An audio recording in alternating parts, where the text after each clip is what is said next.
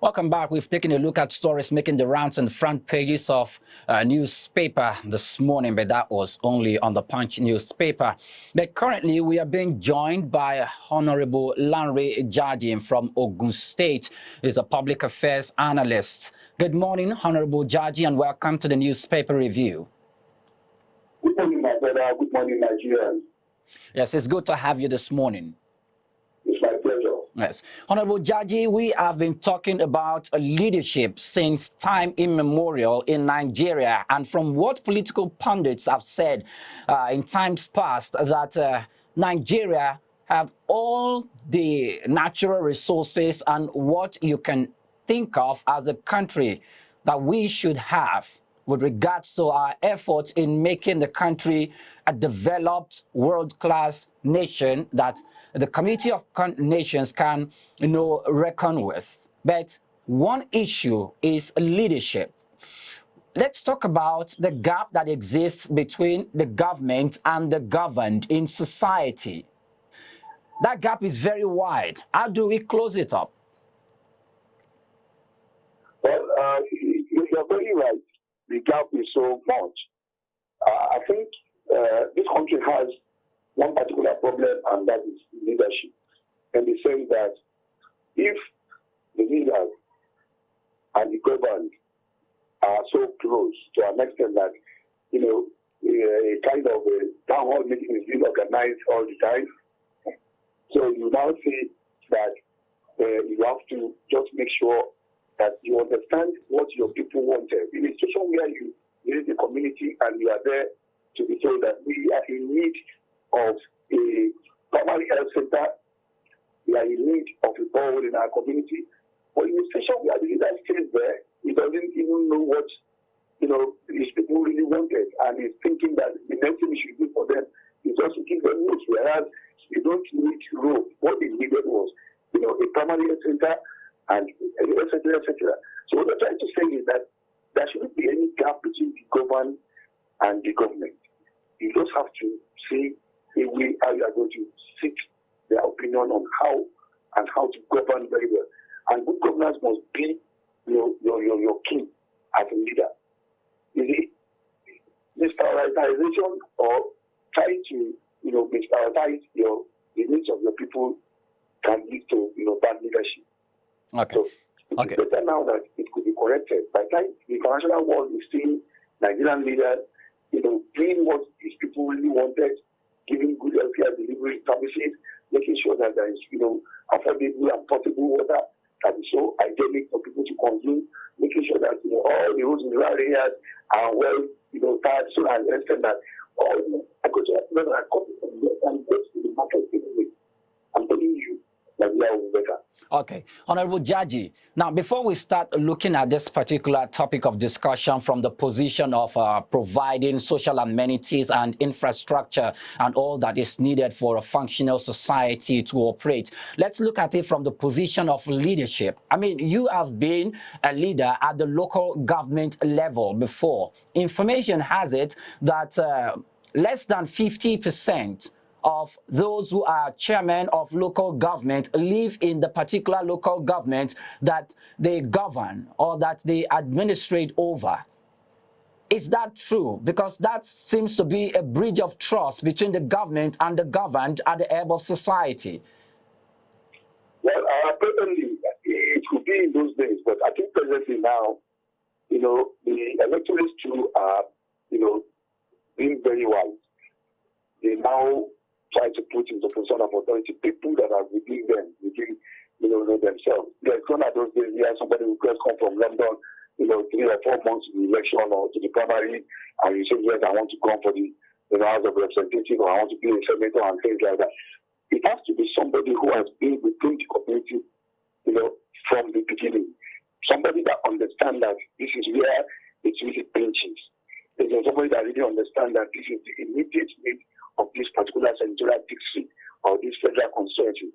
So in those days, it could be that, but now as I'm talking to you, but especially in the state, we are making use of people that are on ground, people that we believe, that have been part and parcel of that community, who really knows what they really needed.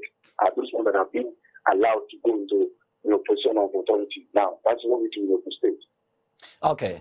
Now, Honorable Jaji, we move away from the jurisdiction of local government. You have members of the House of Assembly in a particular state. You have members of the House of Representatives, who represent the particular state and different wards or constituencies in the particular state. And you have the member of Senate, at least 3 from each state. All these are representatives of people at their respective states who are, who were voted into power by the same people from their constituency.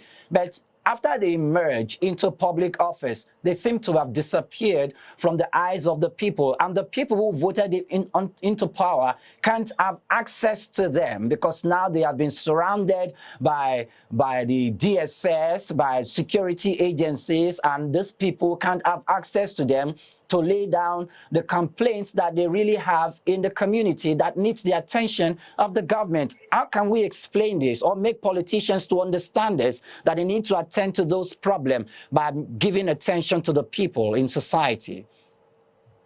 Well, if you recollect vividly, from my intro, I said it that there shouldn't be any kind of lacuna between the governor and the government.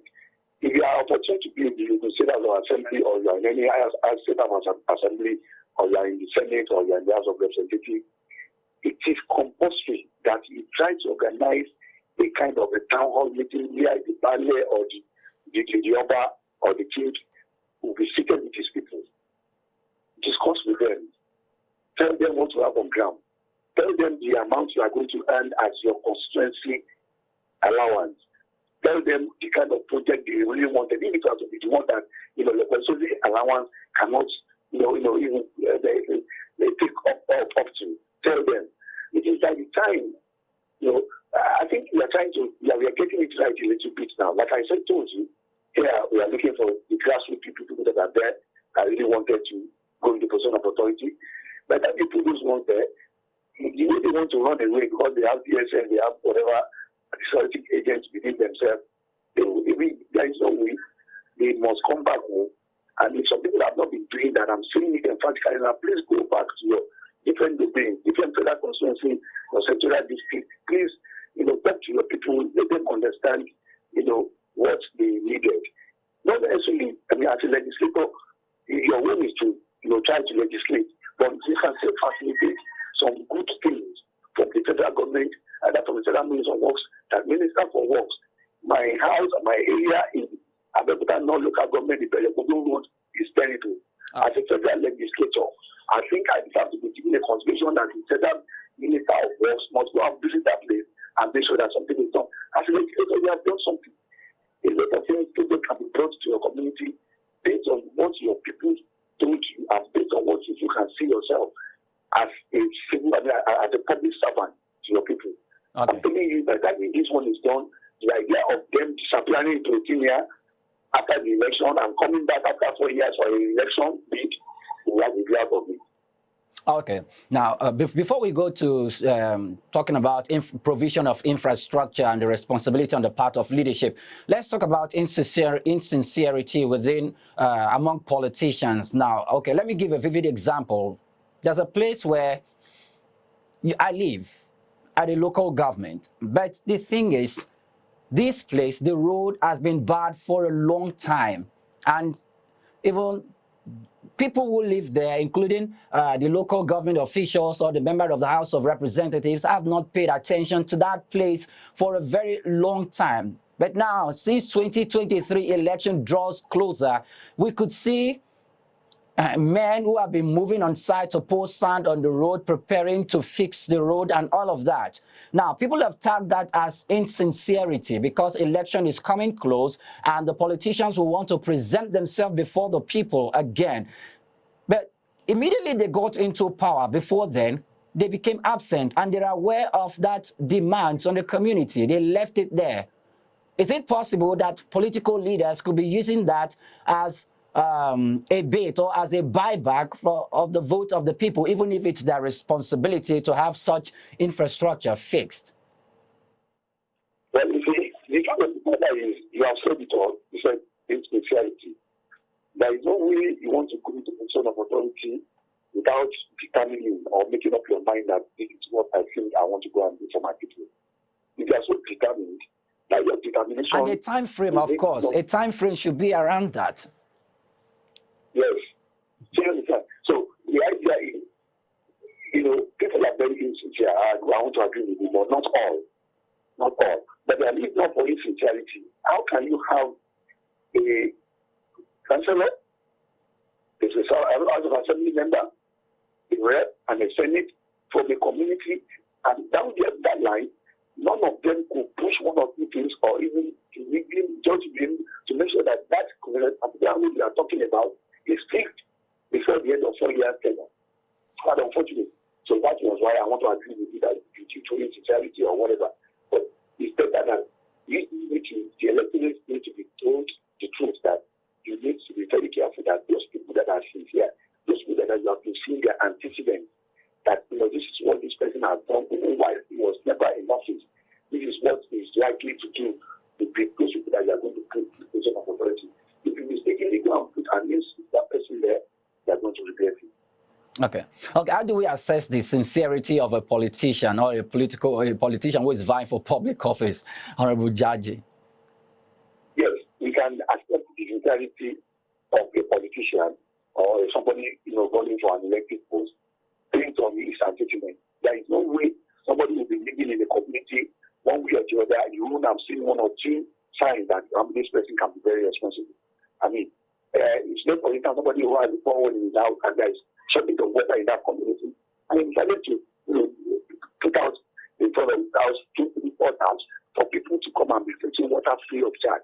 It shows that this particular person, if he's given an opportunity, is going to do better for his people because he has the interest of the people at heart. So those are the things you can use in determining them. You cannot just bring somebody who came from London. I'm not saying people from London America should not come and contest, but they just need to be part of the system and make sure they stay at home so that they can know where the issue is into their people. All right. Honorable Jaji, let's take it a little bit further as the time draws close. Now, the thing is, from the onset when you started speaking, you talked about politicians or persons who are coming into public office or who are already occupying public office should have the ability to be able to build primary health care centers, hospitals, building the roads or building classrooms for the schools in the locality and the environment.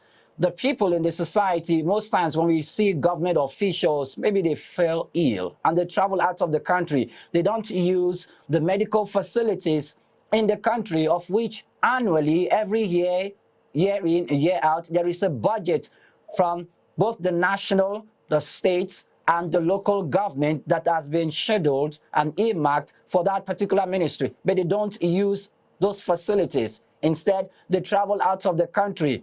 Don't you think that in itself would have betrayed the trust of the people? No, you are right. I mean, it has definitely betrayed the trust of the people. That is why I always clamor for the fact that, if possible, there should be a law that says that all public office holders must allow their children to attend public schools and their family too must attend public hospitals. And by so doing, I'm telling you, there is no way that people in position of authority will not want to look inward and see what they can be able to do to develop all these facilities we are talking about. But your children are going there. My children are going there. I mean, and nobody will want to run out of this country and say, I'm going to on a medical excursion. No. So definitely, I'm telling you, and I'm talking to you now, you don't believe that the best surgeon we have in the whole world, the best cardiologists, and surgeons like that, in many specialties, are Nigerian. Drained out of the country, and other countries are enjoying their services. Why can't we look into and do something so that our people can serve their people? So it's something that we really need to look into. But the bone of contention here is that if you are going into a political post, just make sure that you are sincere, because one day the Almighty God will ask you for your stewardship. Okay. Honorable Lanre Jaji, a public affairs analyst and one who has been at the administration of local government and the head of society too.